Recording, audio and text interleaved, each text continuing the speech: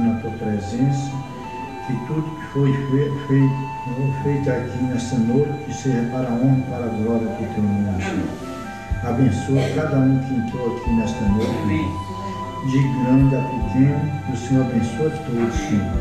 Abençoe o irmão Sérgio que vai trazer a mensagem, abençoe o irmão Hélio que foi do período de canto, que seja abençoado por ti, que essa mensagem seja gravada nos nossos corações, Senhor. Guarda nós, fica com nós, Senhor. Abençoa as ofertas que teus filhos contribuíram, que o Senhor nunca deixa faltar nada do lado deles, Senhor. Dá em abundância cada dia, Senhor. E abençoa o pastor Osmar, onde que estiver, Senhor. E todos que andam com ele, Senhor. Que seja abençoado por ti, Senhor. Muito obrigado, meu Deus, pela essa mensagem maravilhosa do profeta que o Senhor enviou nesses últimos dias, Senhor. Com essa toda a revelação da tua palavra, meu Deus. Amém. Muito obrigado por tudo, no precioso nome do Senhor Jesus Cristo. Amém. Amém.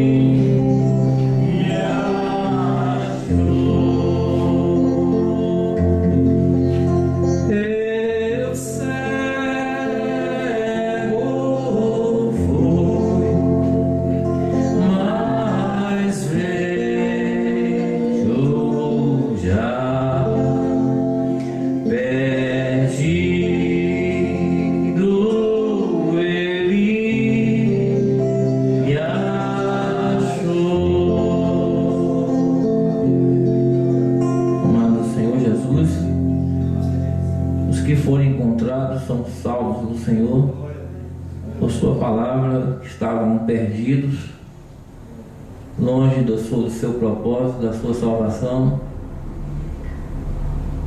e foram encontrados pela graça. E nós nessa noite cultuamos a Ti, Senhor, reconhecendo que o Senhor é nosso Salvador, o nosso Senhor, o qual devemos adoração, devemos culto. E que Sua palavra, meu Deus, possa gerar fruto em cada um. Nesse dia em que o tempo não é mais, o que é sujo, suja-se ainda, o que é limpo, limpa-se ainda, o que é predestinado, mais crente será. O que não é, mais distante ficará ao ouvir a verdade. Porque tem que ser assim. Como o irmão Brana que viu aquela visão da chuva caindo sobre trigo e joio, e dois elementos ali estavam precisando do Senhor, e regozijava, estava no culto, mas um era trigo e o outro era joio. É assim que é no fim do tempo também. Quando o Senhor está abrindo os mistérios de Sua palavra para fazer o rapto, então o Senhor está separando. Um sendo deixado, um sendo levado.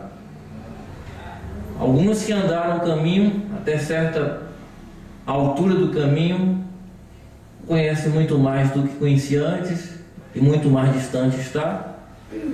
Outros vão se aproximando mais de Ti e vão recebendo mais do Senhor, e mais crentes estão sendo, e mais firmes estão, firmados na rocha salvífica das eras que vem no fim do tempo, com uma pedra de coroa.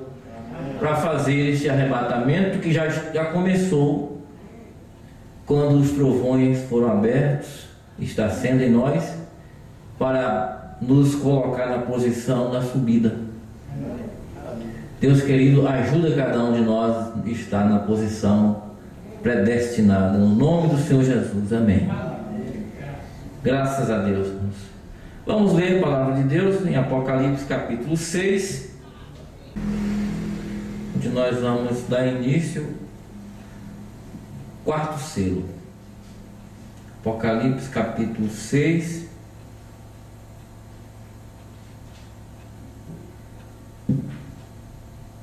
versículo 7 e 8. E havendo aberto o quarto selo, ouvi a voz do quarto animal que dizia: vem e vê. E olhei, e eis um cavalo amarelo, e o que estava assentado sobre ele tinha por nome Morte, e o inferno o seguia. E foi-lhe dado poder para matar a quarta parte da terra, com espada, e com fome, e com peste, e com as feras da terra. Amém. Apocalipse capítulo 10, versículo 7. Mas nos dias da voz do sétimo anjo, quando tocar sua trombeta, se cumprirá o segredo de Deus, como anunciou aos profetas seus servos. Amém. Graças a Deus. Poder assentar.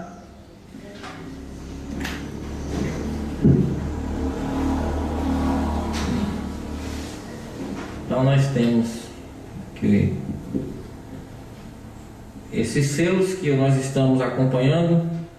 Essa tradução é a tradução mais antiga no Brasil. Essa que eu estou lendo nos cultos.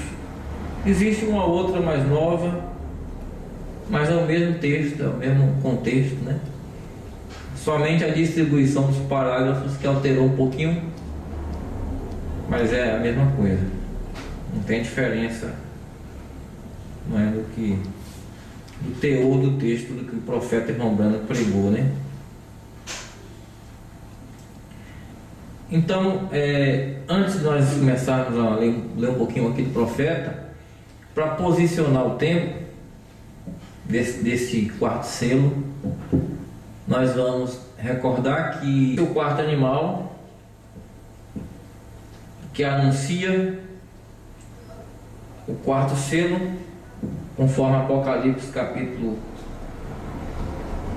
4, verso 7, diz que o quarto animal era semelhante a uma águia voando. Não era uma águia pousando, nem uma águia descansando, mas uma águia voando do alto. Era o profeta. Essa águia foi o profeta, que vem para mostrar quem foi esse sujeito, que durante as eras da igreja não tinha dado nome a ele, mas aí vem essa águia dizer o nome dele. Você sabe que era, na verdade, obra de Satanás, até o fim dessa era. E o irmão Branco, profeta de Deus, a partir aqui do parágrafo 47, por que não os outros parágrafos?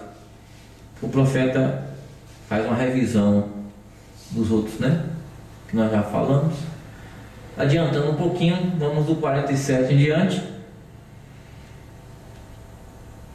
E o ponto que nós vamos enfocar mais nessa noite é o ponto do que o profeta chama a atenção sobre eleição,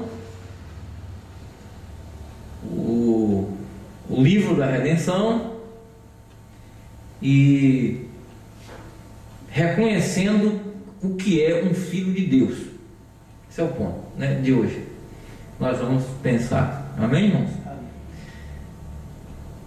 Diz aqui o profeta: Paulo disse: se eu falasse em línguas humanas e angelicais, que Paulo disse, ainda que eu falasse a língua dos homens e dos anjos. Ainda que eu falasse línguas humanas e angelicais, se não tivesse amor, nada aproveitaria. Vê você? Ainda que pudesse fazê-lo, porém, essas coisas não provam que você tem o Espírito Santo. Porém, quando ele, a pessoa, o Espírito imortal de Cristo, chega a ser seu Salvador pessoal e o muda e faz que fixa a sua vista somente no Calvário, o profeta está dizendo que um cristão transformado por Cristo tem sua vista voltada para o Calvário. Como assim? É você ficar lembrando o tempo todo de um Cristo crucificado na cruz? Não, mas recordar o que ele fez por você. E ele te comprou com o seu sacrifício. Isso é ter a voltar à hora zero da humanidade, que é o Calvário, né? O Espírito imortal de Cristo chega a ser seu Salvador pessoal. Então ele o fixa somente no Calvário. E nesta palavra, então algo tem sucedido, sim, Senhor, né? O Calvário e esta palavra. Sim, Senhor. Ninguém terá que lhe dar explicação, porque você o saberá. Precisa alguém te explicar o que é eternidade, irmão? Explicar o que é salvação? Se você recebeu, você sabe o que é. Não precisa ninguém explicar sobre isso. O cristão sabe que ele é salvo, não é? E o vinho novo traz a revelação. Assim sucedeu no dia de Pentecostes. O vinho novo traz, não é? Vinho novo é sempre a palavra de Deus que vem em cada tempo. Jesus disse que não se pode colocar o vinho novo em odres velhos. Os odres é o lugar de se colocar o vinho. É uma garrafa, uma espécie de garrafa feita de couro, com a tampa. Se colocava vinho ali.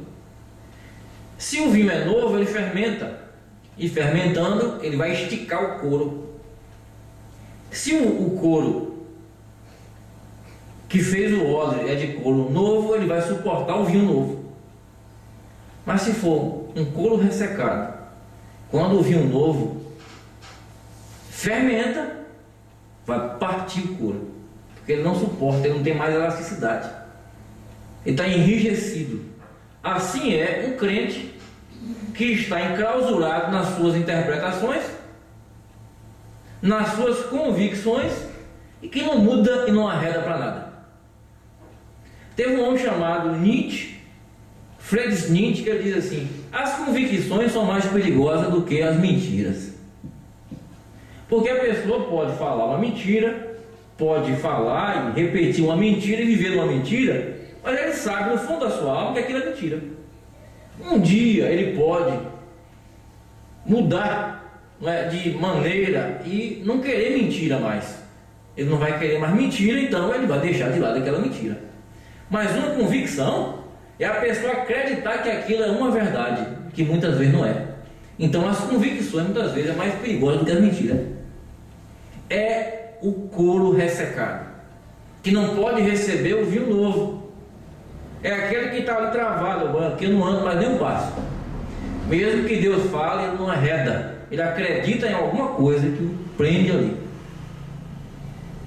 Mas o revelado não. Ele segue sempre com a coluna de fogo. Amém? Assim foi os filhos de Deus lá no deserto com Moisés. Segue o profeta, onde o profeta vai. Amém? Então, o vinho novo traz revelação. Assim sucedeu no Pentecostes. Ele sabia que havia de haver um derramamento do Espírito e esperavam até que isso sucedeu. Quando chegou a vindicação da revelação, então também chegou o estímulo, não é? Em verdade, se encheram de fogo, pois saíram à rua depois de estarem de trás das portas trancadas, a pregar o evangelho às pessoas, e a quem estes temiam, né? A quem temiam aqueles homens? Correto? Algo havia sucedido. A verdadeira palavra da promessa havia sido vindicada. Agora pararemos aqui por um momento.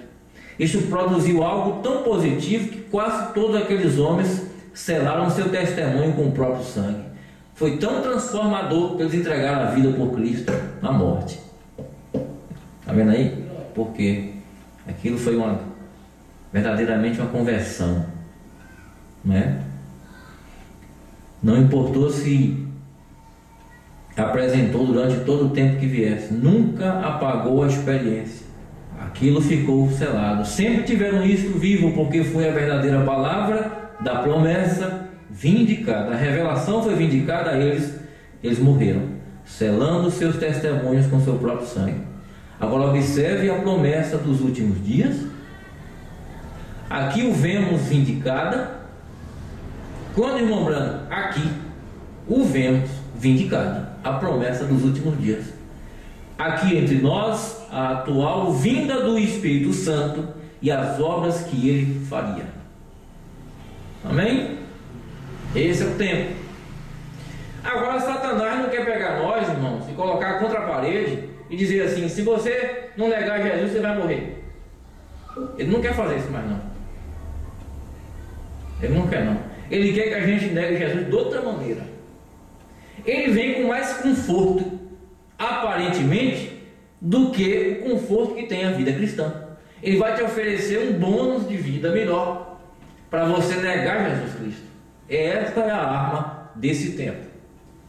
Porque todo o pecado da era de Laodiceia, que vem até o fim do tempo, ele vem com a máscara de algo bom, bonito, algo que parece ser saudável. Assim vem o pecado do último dia. Por isso que é difícil vencer essa era, mais que vencer as outras. E a promessa é: aquele que vencer, darei que se assente comigo em meu trono, assim como venci, me assentei com meu Pai no seu trono. Está vendo aí? Por conta de ser difícil vencer, por conta que é Deus que vence, nós não é a gente mesmo, né? Agora observe a promessa dos últimos dias aqui, não é? O Espírito Santo vindicado em nosso meio. Observe, ó irmão, quando a luz faz contato com essa semente que mora no crente verdadeiro, sincero e predestinado. Olha, verdadeiro, sincero, predestinado. Porque ele pode ser verdadeiro, sincero e não ser predestinado, não receber. Tem muita gente sincera, viu? E verdadeiro, que não consegue ouvir o que você ouviu, não consegue entender o que você está entendendo. Mas é verdadeiro, sincero, predestinado. Algo brota a nova vida. Observe a mulherzinha ali junto ao poço. Todos aqueles sacerdotes tão ilustres haviam dito: esse é o diabo, é um adivinho, falando de Jesus. Está adivinhando a sorte das pessoas.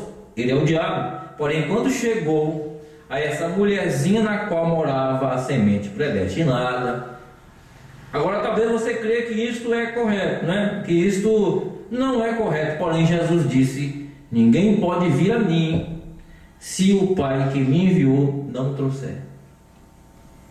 O que é Jesus? Jesus é o Verbo encarnado. Lá foi e sempre foi. Cada mensageiro é o Verbo que vinha. Por isso que a 7 eras foi representada no Velho Testamento como a 7 listas de sangue do Cordeiro. Porque cada mensagem é Cristo ali, é Jesus ali. A palavra sangrenta dessa era foi pregada por William Marion Branham. Mais ninguém. Essa foi a palavra Cristo. Jesus Cristo ali. Quem levou nós ali? O Espírito Santo, que é o Pai. Ninguém vê o Pai, ninguém vem a mim sem que o Pai traga. Ninguém vê a palavra sem que o Espírito Santo conduza. Por isso que o anjo disse para o irmão Branham: a evidência que se tem o Espírito Santo não é nem o amor, é crer e receber a palavra da hora. Está vendo aí? Agora eu creio que um crente que recebe a palavra da hora, na revelação, ele tem amor, né? Não tem jeito de ter o Espírito Santo sem ter o amor divino. É uma coisa e a outra, não é, irmãos? O espírito anticristo que nós estamos estudando é denominacionalismo. É o que fez a organização de igreja. Denominacionalismo. Temos provado que o denominacionalismo ele é anticristo. Agora, algo está mal com qualquer homem que sai daqui crendo que o sistema denominacional não é anticristo. Tem que estar mal para não ver isso. Porque a Bíblia, a história, os aspectos, e temos provado que isso é anticristo, e Roma é a cabeça. E seguem todas as igrejas filhas. Roma é a cabeça, seguem as igrejas filhas, e ambas, a mãe e as filhas, foram lançadas no inferno. Correto? Todo separado de Deus. Deus, sistema tal igreja, o anticristo é dono dela, Cristo está fora daquilo. Não é difícil, né?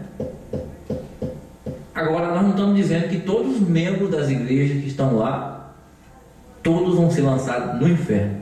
O sistema foi lançado no inferno. Denominações, a mãe e as filhas foram lançadas no inferno. Haverão salvos, né, de Deus, mas Deus não fala através desse sistema. Então vemos o espírito desse assunto, o anticristo, no dia em que vivemos.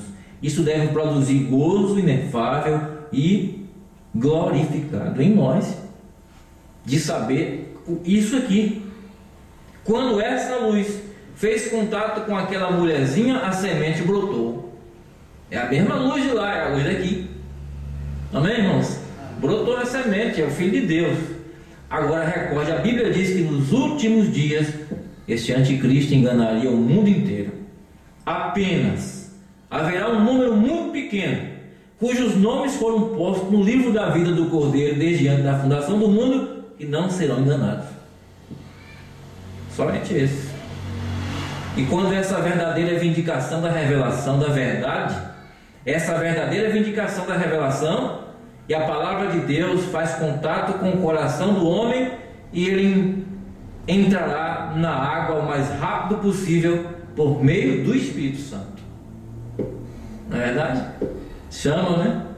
E você nem querendo porá empecilho nesse caminho, porque a vida nova tem brotado. Graças a Deus, né? 59 diz o profeta, né? Interessante isso aqui que nós vamos ler, porque essas revelações só podiam sair depois que o último eleito entrasse. E tem gente que está dizendo assim, tudo já foi revelado, e nós estamos esperando o último eleito. Não, o profeta não mostrou assim. O último eleito entrou para que os mistérios fossem revelados. Está vendo aí? Só a gente não estou entendendo, mas nós vamos crer. Nós vamos crer.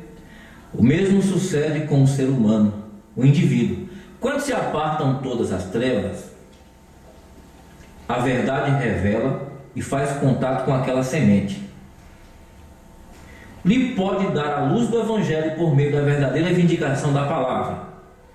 Essa semente viverá. O que é a semente? O eleito. O eleito é a semente. O Espírito Santo é o bom jardineiro que está cuidando da semente. Não é? Até o fim do tempo. Estarei convosco, ainda em vós, até o fim do tempo. Essa semente viverá. Por quê? Porque tem vida naquela semente. A parte disso não se pode viver, porque não tem vida. O que está fora disso não viverá. Agora, esses nomes que foram postos no livro da vida do Cordeiro antes da fundação do mundo, certamente sairão. Eles virão à luz. A palavra vem, eles ouvem e creem, porque eles foram predestinados. Amém, irmãos? É isso aí. Sairão. Por isso Jesus está ali, esperando em sua obra como mediador, até que entre essa última semente. Ele sabe exatamente quando vier. Fica parecendo que o Romano está falando do futuro, né? Outro dia lemos a referência do que disse Irineu. quando houver entrado esse último membro do corpo na última era, nesse tempo a coisa será revelada. Quando esse último eleito entra, a coisa toda é revelada. Aí, irmãos, é onde particularmente eu creio que o profeta de Deus foi esse que foi levantado. Ali foi um tipo de rapto. O irmão Branham foi levantado em 63. O eleito da era. Os últimos serão os primeiros serão os últimos, né? O profeta fechou aquele ciclo do último eleito. E a coisa é revelada. Aqui vemos exatamente a verdade. Estamos nesse dia. Está vendo aí? A coisa inteira é revelada. Aqui vemos exatamente a verdade. Estamos nesse dia. Vocês creem assim também? Tempo da revelação de toda a palavra, né, irmãos?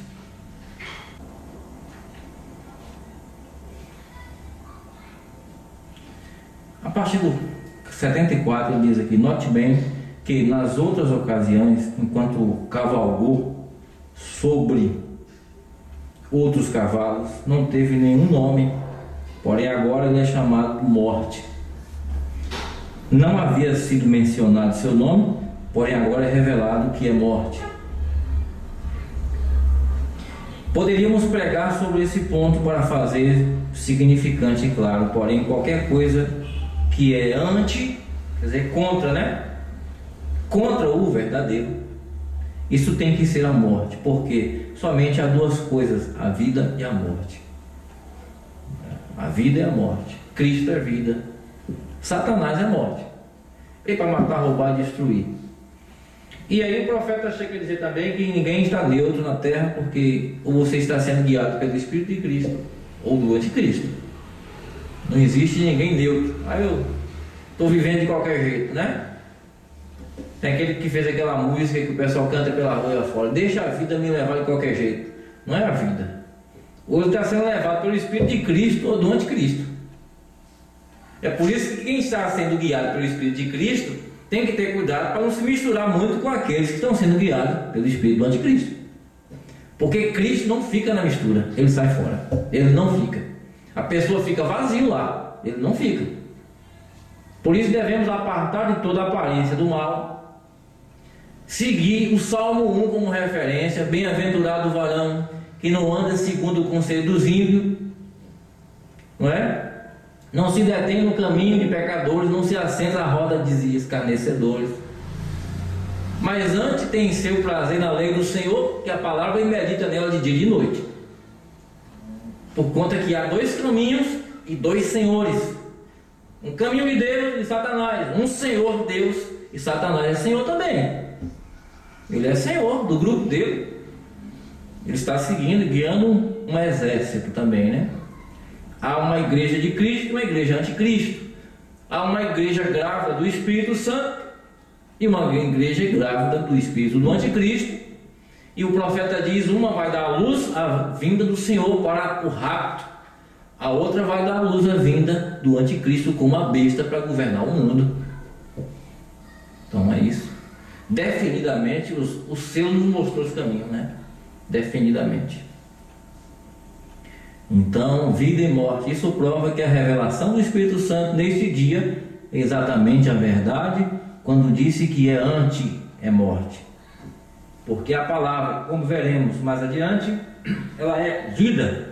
Porém, esse homem tem por nome morte. E nos outros selos, o nome deste cavaleiro não foi mencionado, porém agora tem sido declarado. Seu nome é a morte, sobre a revelação, não é, do leão. No período primitivo isso não foi revelado, as primeiras eras. Porém foi o do boi, as eras das trevas, tampouco foi revelado. Nem tampouco foi revelado a era do homem, que foi a era da sabedoria, a era que representou Lutero, Wesley, os reformadores. Porém, na era da águia, na última era, a era profética, na qual haveria de surgir uma proliferação profética. O segredo sempre vem aos profetas. Era um segredo, né, que Deus teve Aí as pessoas dizem, por que Deus permitiu isso, né? Espírito do anticristo entrar, fingir de igreja, chegar até o tempo do fim. Deus tem um propósito. O livre-arbítrio de Deus está em todo canto. Até na chamada igreja existe livre-arbítrio.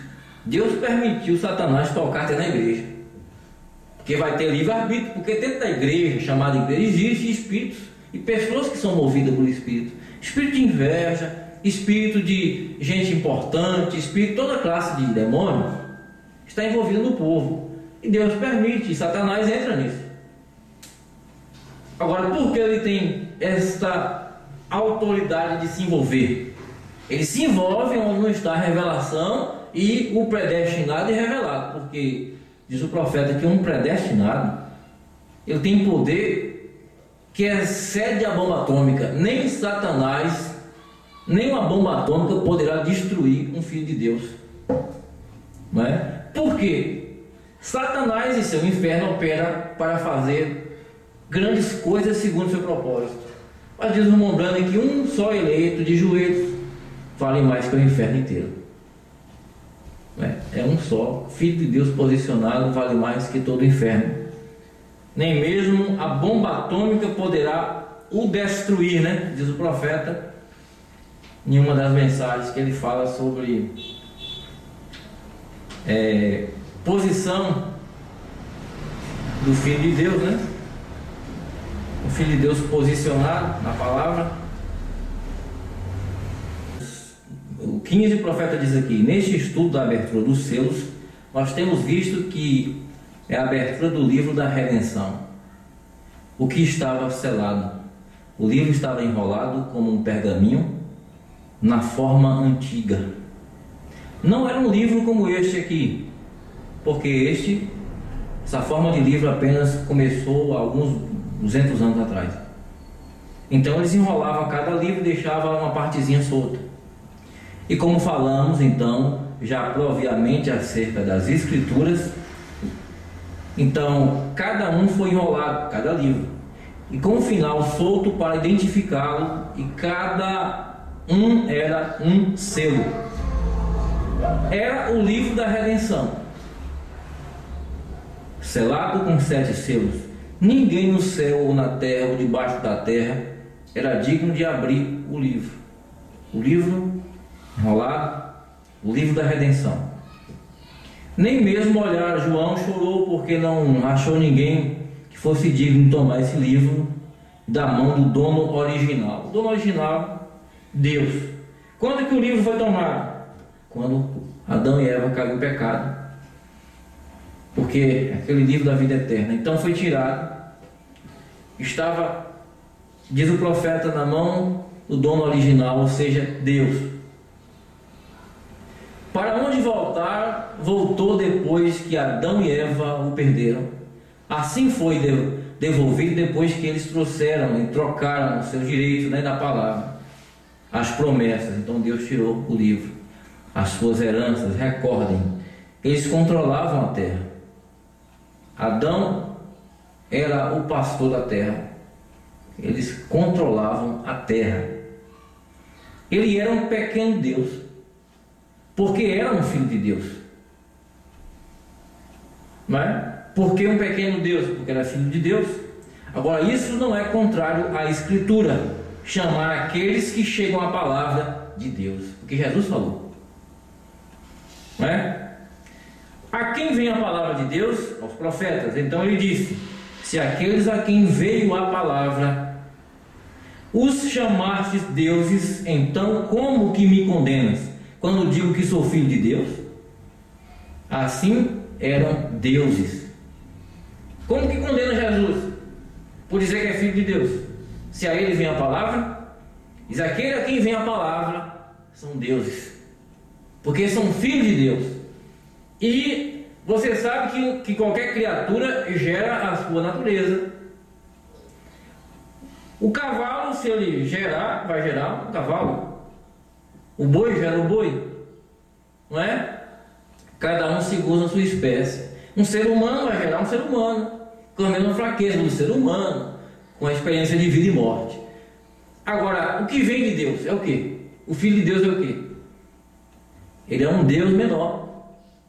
É isso que o profeta está chamando a atenção, porque daí vem a posição da noiva. Para onde Deus quer levar esses eleitos?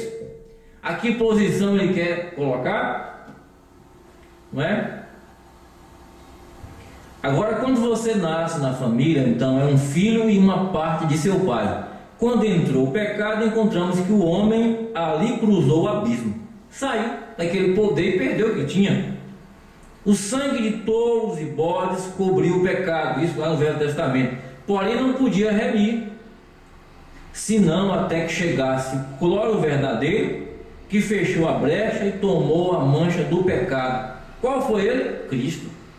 Que sangue de carneiro e de bode só perdoava, mas não mudava a natureza da gente.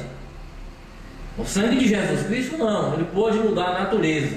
Por isso ele, Cristo, Deus encarnado, morrendo na cruz por nós, Deus homem, redimindo o homem, o único digno de abrir os seus e chamar aqueles pelo qual ele morreu. Amém? Por isso é o único que é digno, porque o profeta está chegando a esse ponto. Senão até que chegasse o cloro verdadeiro, que fechou a brecha e tomou a mancha do pecado. Tirou-o completamente, devolveu do seu pervertedor original Satanás, e logo a Satanás, e ele agora espera seu tempo de ser aniquilado eternamente. Então isto ali mostra o que cremos, e cremos que Satanás será completamente acabado, absolutamente aniquilado, né? Será completamente destruído. Então Adão foi um Deus na terra. Adão foi o Deus da terra. Deus é o Deus dos céus, mas Deus agia na terra através do Deus da terra, que era seu filho, que foi feito segundo sua imagem, tinha o seu caráter e tinha o poder da palavra, que podia até mudar o curso dos rios, podia mudar uma árvore de um lado para o outro, porque tinha poder em sua palavra. O poder que estava em Deus estava em seu filho, e ele perdeu. Isso foi restaurado em Jesus Cristo, mas foi prometido que nos últimos dias viria também na manifestação do Filho do Homem.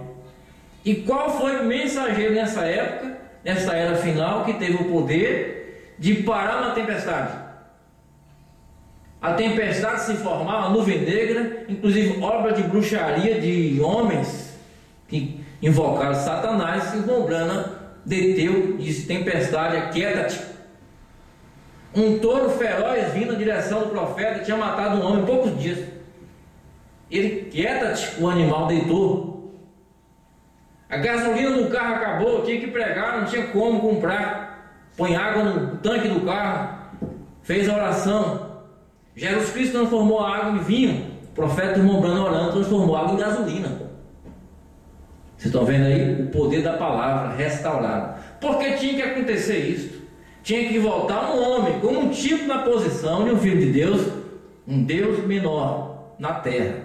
Quando nós lemos Apocalipse 11, vocês vão ver que antes de Moisés e Elias se manifestar, teria que haver a manifestação do Deus da terra. Era um filho de Deus restaurado na posição antes de Moisés e Elias. Apocalipse 11, no verso 3 e 4 eu vou ler: darei poder às minhas duas testemunhas, que profetizarão por 1260 dias vestidas de saco. Isso é Moisés e Elias. Verso 4: estas são as duas oliveiras e os dois castiçais que estão diante do Deus da terra. Na frente. Por que a gente está dizendo isso? Que esse Deus da terra era o homem restaurado. Porque a mesma escritura do Apocalipse 11 fala do Deus do céu. Se você ler o versículo 13, diz assim, ó: naquela mesma hora houve um grande terremoto, caiu a 10ª parte da cidade. No terremoto foram mortos 7.000 homens. Os demais ficaram muito atemorizados e deram glória ao Deus do céu. Na mesma escritura aparece o Deus da terra e o Deus do céu. O que é o Deus da terra? O profeta diz: é o homem redimido. O Deus da terra é o homem na posição completa, onde Deus pode mover através dele. com o poder da palavra. Agora, por que nós não temos isso incompleto em nós agora? Por quê? Porque nós estamos no processo da transformação interior. Deus não vai nos dar o poder sem uma transformação completa, e eu creio que isso vai vir no corpo glorificado, porque diz o profeta que o poder sem o caráter é satânico. Deus não está preocupado em nos dar poder agora, mas nos dá caráter agora. A mensagem do profeta nos dá caráter agora. O que é caráter? A imagem de Deus que Adão perdeu lá no princípio. O caráter santo de Deus. Deus está restaurando essa parte de nós. O caráter santo de Deus, a semelhança de Deus, a virtude do Espírito Santo no cristão. Agora ele fará isso aqui também. O profeta foi aquele que inaugurou no fim do tempo essa posição, né? Para encerrar hoje, nós vamos apenas com essa mensagem aqui, nós vamos ler e orar. Porque aqui, confronto de Efésios com Josué, que o profeta diz para nós aqui, 99. Deixe-me, antes de irmos mais adiante, voltar a Gênesis capítulo 1, verso 26. Eu apanharei isto quarta-feira, quando Deus fez o homem. Sabe que em Gênesis 1 Deus fez o homem. Gênesis 2 Deus formou o homem. Gênesis 1 Deus criou o homem espírito. Um espírito não pode lavrar a terra, não pode plantar nem colher. Foi Gênesis 1. Gênesis 2 Deus fez uma estrutura de barro, colocou aquele sopro, sopro da vida, e botou esse homem para ser um ser vivente, um animal na terra. Aqui o profeta diz aqui, ó, quando Deus fez o homem, agora, antes dele fazer o homem, ele chamou a si mesmo Elohim. Esse foi o nome que ele se chamou antes de ter homem na terra, de criar seu filho. Elohim. A palavra significa em hebraico o autoexistente, tudo por si mesmo. Era ele sozinho, nada existiu antes dele, não é? Ele foi sempre toda a existência que sempre houve, a existência de si mesmo. Elohim significa todo suficiente, todo poderoso, o todo poderoso que existia por si mesmo. O profeta diz, era Deus lá no princípio. Porém em Gênesis 2, aí ele criou Adão. Porém em Gênesis 2, quando ele fez o homem, ele disse, eu sou YAHU Juvu, Yahu Juvu, JVHU, Jeová. Jeová é a palavra que mais aproxima, porque sabemos que não é Jeová, né? Jeová não é o nome de Deus, porque JVHU são consoantes, e não se pode pronunciar uma palavra sem vogal. Então, mas está ali. E Jeová mais se parece, JVHU, Jeová. O que significa? Sou aquele todo existente que tenho criado algo de mim mesmo. Não era mais ele sozinho, era Deus pensando em si como um pai de família, não como um solteiro, um sozinho. De mim mesmo para ser meu filho, criado de mim mesmo para ser meu filho. Ou um temporário, ou um amador. O meu pequenino, glória, porque ele deu ao homem. Jeová significa que ele entregou o homem para ser um Deus amador, porque ele é pai. Deus, ele fez um homem um Deus amador, então ele não é existente de si mesmo mais, sozinho mais. Ele quer ser poderoso com sua família. Amém, irmãos? Veja só a posição que Deus tem em sua família. Por isso que Jesus disse, a minha mãe, meus irmãos são esses que fazem a vontade do meu pai. Tem gente que se preocupa muito com a família sanguínea, e muitas vezes muitos deles nem predestinado vai ser uma pedra de tropeço até o fim do problema, e desvaloriza a família espiritual que Deus deu. E Jesus falou, a minha família é essa aqui, faz a vontade do meu pai, porque a família eterna é esse que é a família de Deus. que Deus operará em poder, amém, irmãos? Ele existiu com sua família, Elá, Elohim. Agora, ele é Jeová. Jeová significa aquele que existe com sua família. Agora, Deus fez o homem para ser dominador de toda a terra, e ele tinha o domínio. E a terra era o domínio do homem. Olha, ele não diz domínio de Deus. A terra era o domínio do homem. O homem era o Deus da terra. Veja só, que coisa, hein? É isso, é escritura. Então, se é esse domínio, ele era Deus sobre a terra. Olha, se é este o domínio, ele era Deus sobre a terra. Ele podia falar e assim seria. Ele podia falar isto e daquele jeito e seria. Aí está ele, Deus Jeová, aquele que uma vez existia de si mesmo, mas agora existe com sua família e seus pequeninos estão com ele. Aí está você, filho de Deus, não é?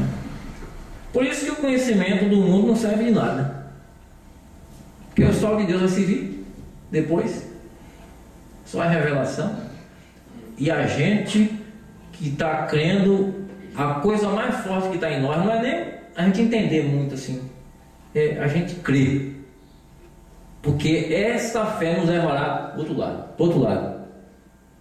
Se morrer amanhã, o corpo desce para a sepultura, mas a alma leva a fé. A fé está selada em seu coração e a morte não tira. Quando alguém morre, ele morre selado do jeito que é.